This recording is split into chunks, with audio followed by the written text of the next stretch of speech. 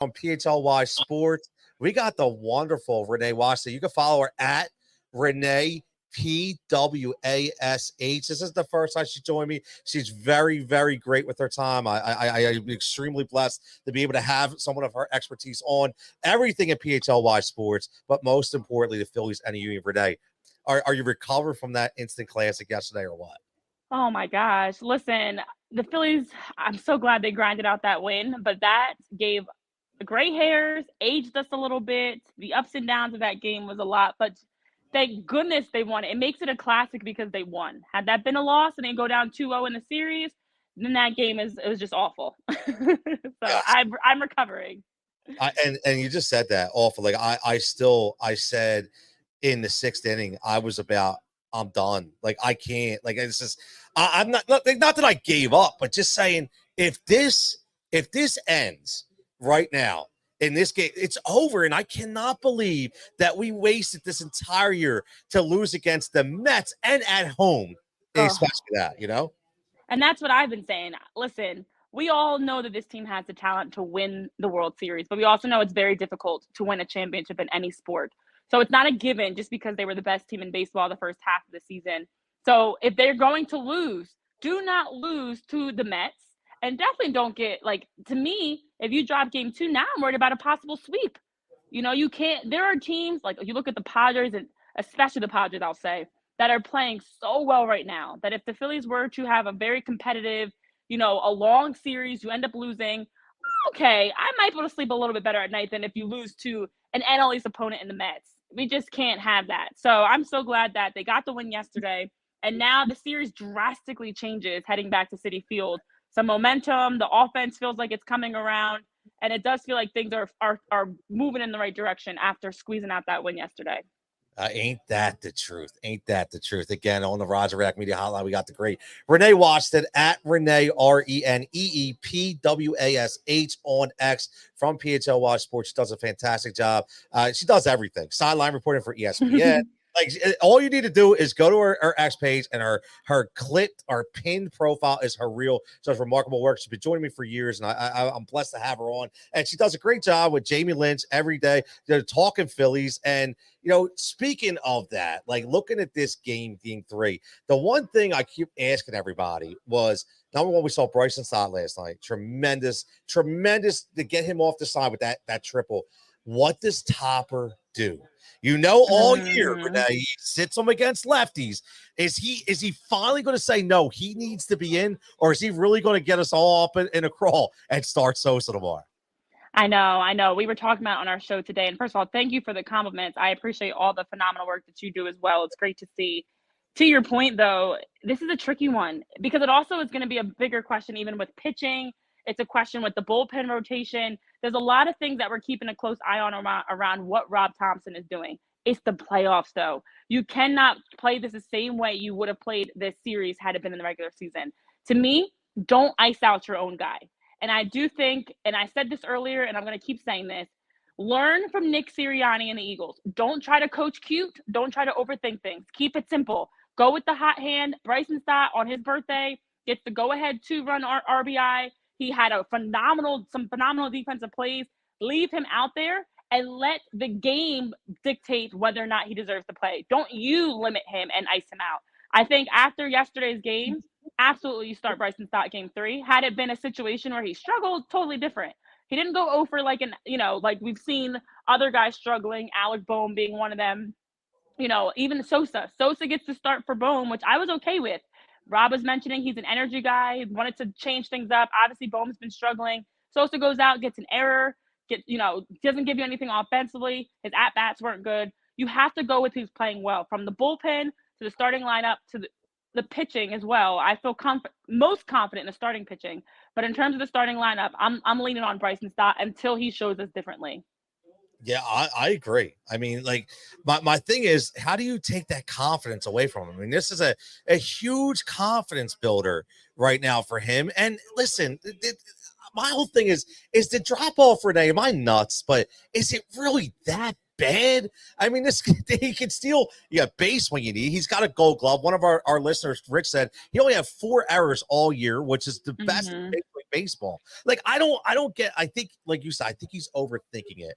I really do. Now, on the other end, in the bullpen, one of the biggest questions is the Jose Alvarado question. Like, do we even see him at all? And he just showed last night they're not going to put him in high leverage situations. And now with this whole new 3-batter rule, it affects everything, because if he comes in and he can't get nobody out, we're in trouble, especially in the playoffs. Absolutely.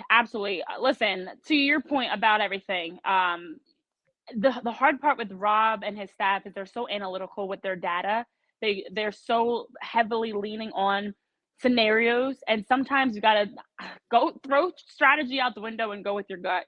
Go with what you see, what the eye test is showing you. And we saw it with Bryson Stott. I would love to see him start game 3, and I would also love to see the bullpen get figured out. Listen, the bullpen is struggling because it does feel like, and we were talking about that as well. I mean, this has been a constant conversation. The 2 areas were the offense and the bullpen. Offense actually got some runs. Thank you, Bryce Harper, for opening things up.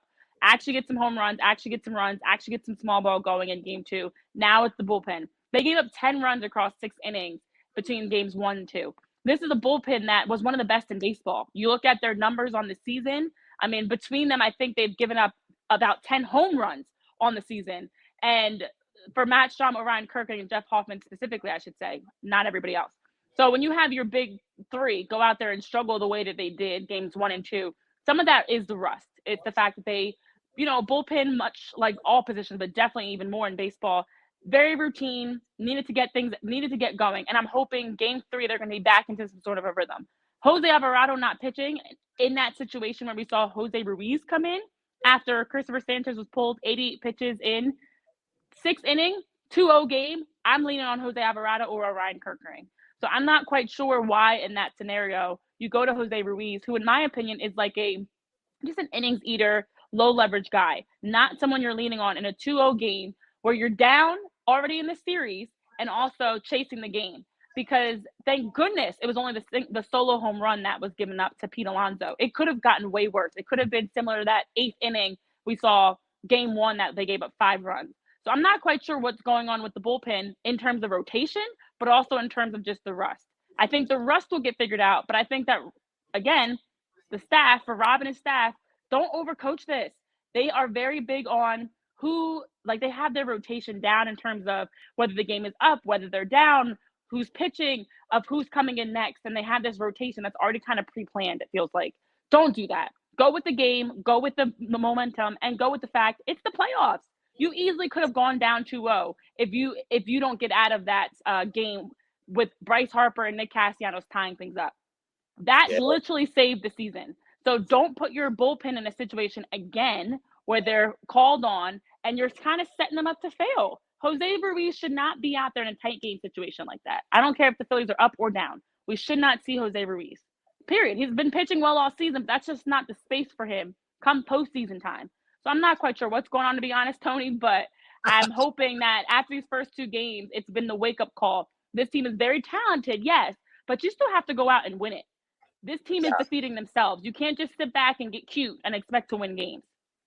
Isn't that so true? Everything you said, man. Like I honestly, and the Ruiz thing, it just boggles my mind. But to your credit, like you said, I mean, this guy, yes, he's been good all year, but I don't know. Like Topper falls in love with certain guys sometimes, and like he fell in love, with was it last year with like Nick Nelson or like Pilati or whatever? He always throws this guy in there, and I'm like, why? I don't understand. I don't understand why it took Estevez out.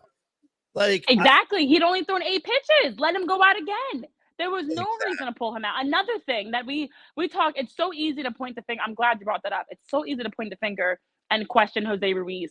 But Carlos Estevez coming out after just 8 pitches, and this is why he's on the team. You got him at the trade deadline to acquire him as a closer, as a high leverage guy. And in that moment, after just throwing 8 pitches, you already knew what you were going to get from the rest of the bullpen.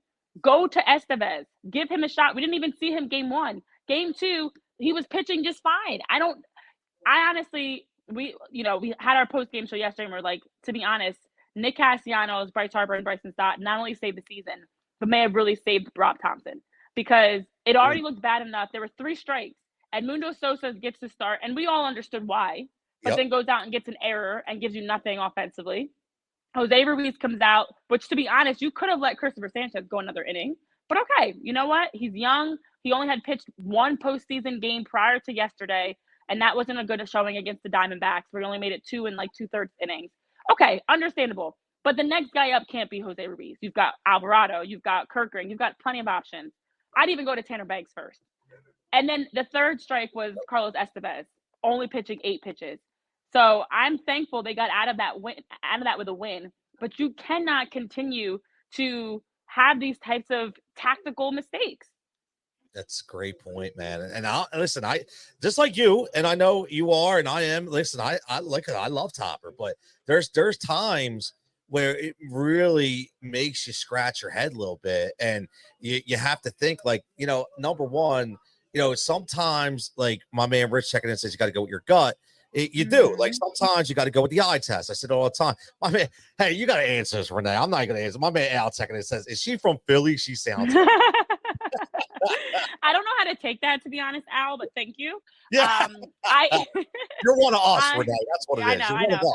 I am. So no, I'm born and raised a Jersey girl, but I played soccer at LaSalle University, and I've worked and lived in Philly ever since I went to college there. So even when I got done playing professionally and everything, I've stayed in the Philly area. And I've always been a Philly sports fan through and through, growing up as a Central Jersey girl. So I didn't claim New York teams. Ugh. I've always been a Philly sports girl. So to now be at this point of the postseason, we've also, beyond just the Phillies, we've seen this so much in our experiences over the years of Philly teams getting to the playoffs and beating ourselves and doing, overthinking things, too many little mistakes that catch us, and have a Mets team that is surging. They've been one of the best teams in baseball. I hate to even say it. One of the best teams in baseball in the second half of the season. I saw the stat, 44 comeback wins this season, leads the league. They've had 3 of those in the postseason. That's all 3 of the games they won. The 2 wild card games and game 1 of the NLDS, all comeback games. They are a late game team. So you have to have your late game big dogs pitching and your bullpen ready to go against them. We saw them do it to the Brewers. Yep. And the Brewers, who, for them, you have Devin Williams, who he's been untouchable, unhittable, gets into the playoffs, gets into the game 3, and gives up a home run. That 3-run homer to Pete Alonso. We saw it again with Matt Strom and Jeff Hoffman. They have been getting after teams' closers, after teams' high leverage relievers. So you can't then add fuel to the fire and give them even more ammunition. Their eyes were lighting up when Zach Wheeler left the mound. And they did again when we saw Christopher Sanchez come out. That's why Brandon Nimmo was rounding the bases talking. Did you hear about that, Tony? Rounding the bases talking trash about, like, where's Sanchez? Where's Christopher Sanchez?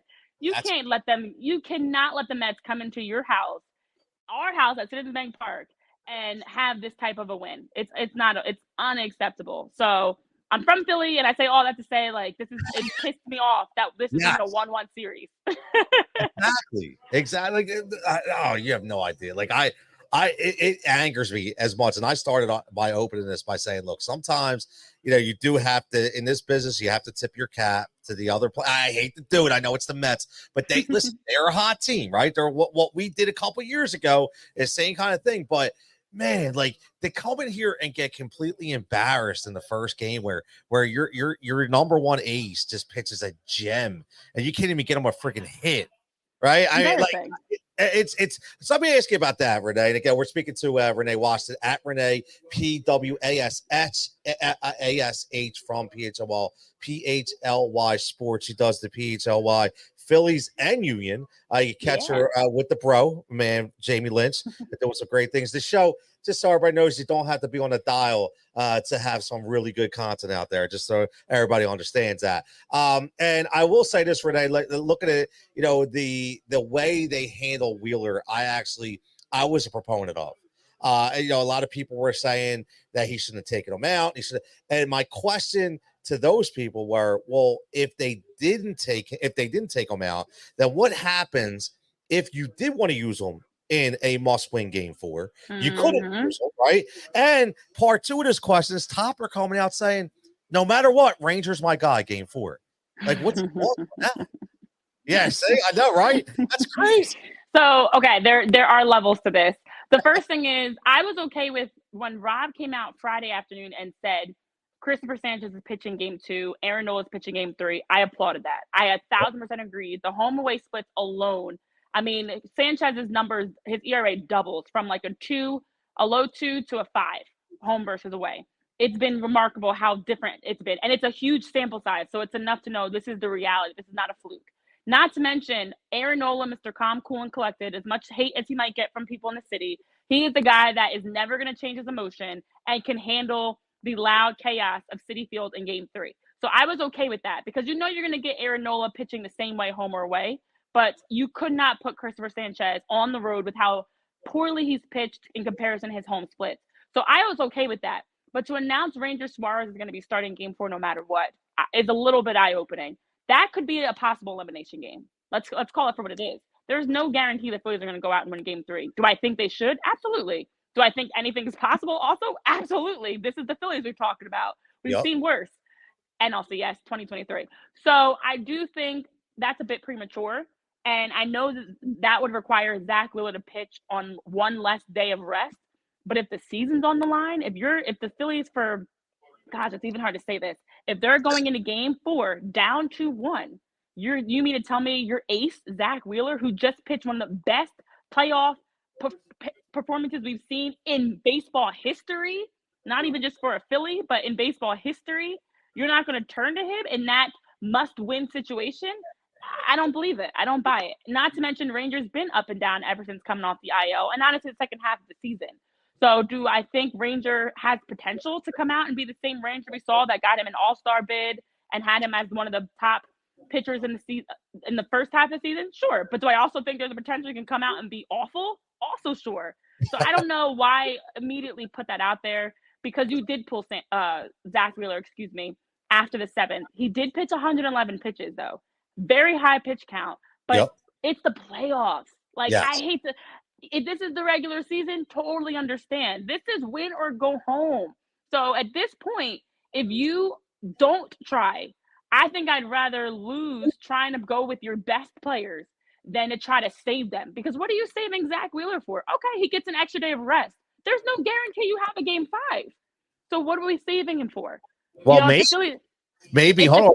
Maybe do you think I'm sorry, I was cutting you off, but it's on my mind. But do you think maybe he would utilize him out of the bullpen in game 4? Oh no, I don't think. See, I'd rather you start Zach then for that reason because if you need, here's the thing: it all depends on what happens game 3. The Phillies go out, take care of business game 3 tomorrow night. This is not even a conversation. You can rock with Ranger knowing if you need to go to a game 5, you've got Zach Wheeler on the mound. Period. But I don't think it makes sense to make that announcement before we know the result of tomorrow night's game. You have no idea what's going to happen. You might have to pull Ranger early and it become a bullpen game. And now Aaron early, and now it's a bullpen game tomorrow. And then you don't want to have to risk overtaxing your bullpen and going into game 4, possibly needing them. There's just so many scenarios that it doesn't make sense to be so quick to make that decision. I understand the trust in your guys, but I also understand more importantly, we're talking about the playoffs. We're not talking about the regular season. That's true. We're talking about the playoffs to put my Allen Iverson hat on. So I don't know what's going on with Rob. I don't know if he's trying to do this to instill confidence in the guys and show that he believes in them because this is not the time to do that. You do that all season. You do that all 162 games. But I do think to your original question about Zach Wheeler, 7 innings pitched, 111 pitches, 30 swings and misses, 9 Ks, literally cements himself in baseball history for one of the best playoff performances, and the Phillies didn't win. Like, all of that gets overshadowed. But sadly, we've seen this all season from Zach Wheeler. He started out 0-3 with a 3-something ERA because the Phillies couldn't give him run support. The last 2 games against the Mets that he started, should have won, didn't get run support, and the Phillies lost. So for whatever reason, I don't know if it's too much tinkering, complacency, too much trust in Zach. The Phillies do not give Zach Wheeler the run support that he deserves. Yeah, it's almost like I can't remember what year it was, but remember they did that to Cole Hamels. right? Remember, Good they point. or he runs for Cole, no matter how good and his record was like 500 at best. It was like, no, his record's actually better than this, but they don't score any runs. It's crazy. Al, I'm going to call the Al. I'm extremely upset now because Al he checks. He says, Tony, I love her. Right? Thank you, Al. Al, how did you not hear about her? See, this is the problem.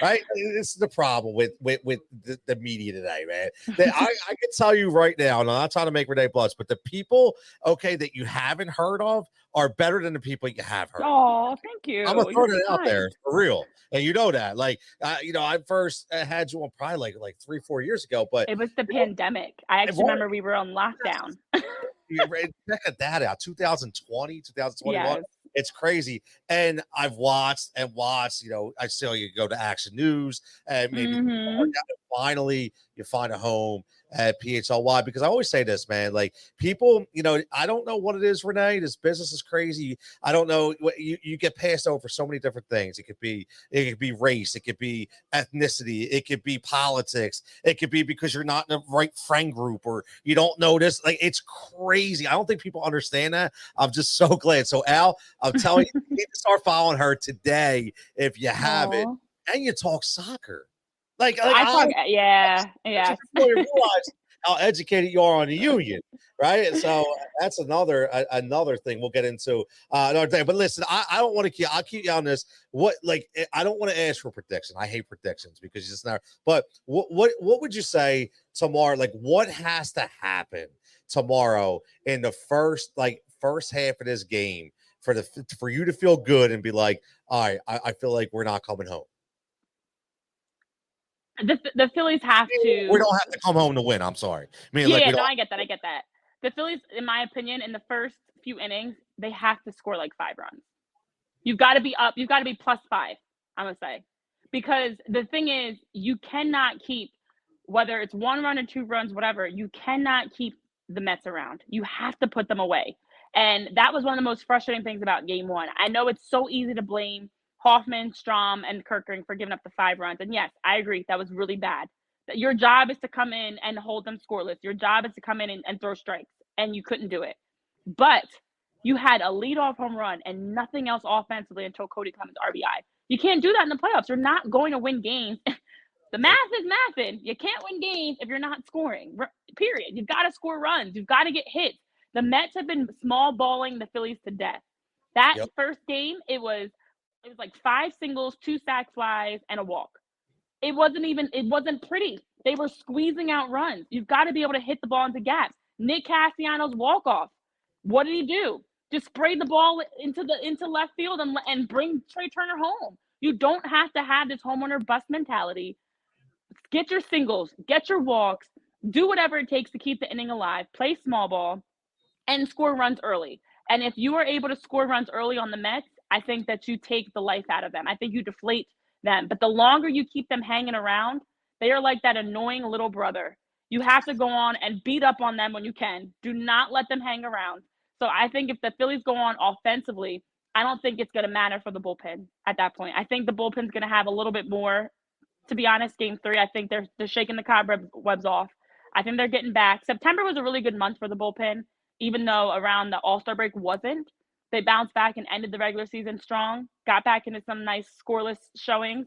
So I think that they're going to get back now that it's Game 3 and can be that team. Stop tipping your pitches, whatever is going on there. But I think it's down to the offense, to be honest. Give your guys some run support.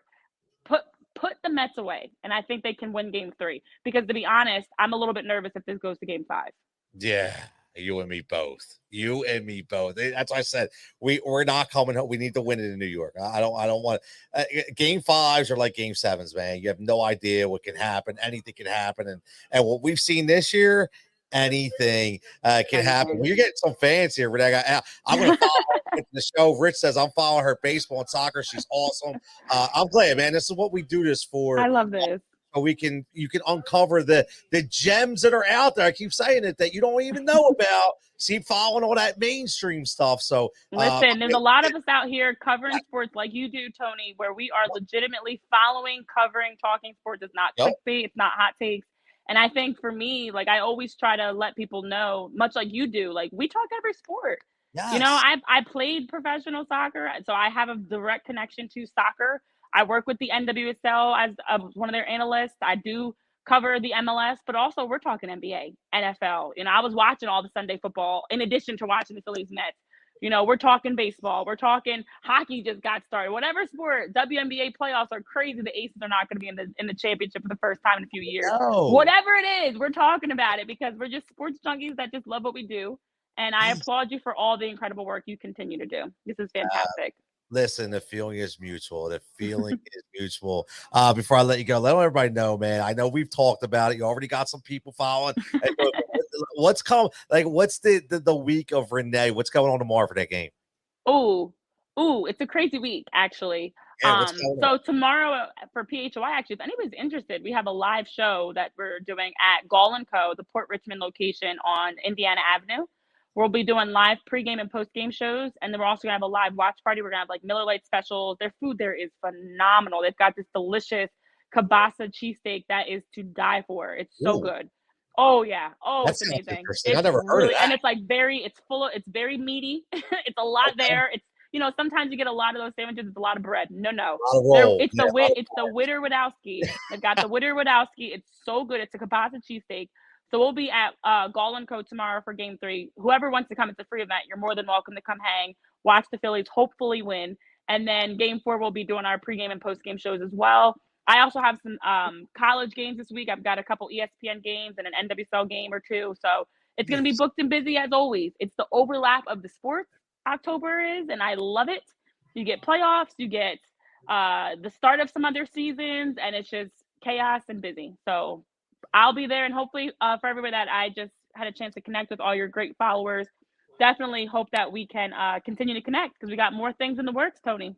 We always got things going on over there. You know how we roll, man. You got to stay busy. You got to stay busy, man. And you have my word. Once I get, like, right now, I'm like every third Saturday on Sirius, but when my show comes back full time every off season for basketball, you know, I'll be hitting you up, get you on there as my basketball person.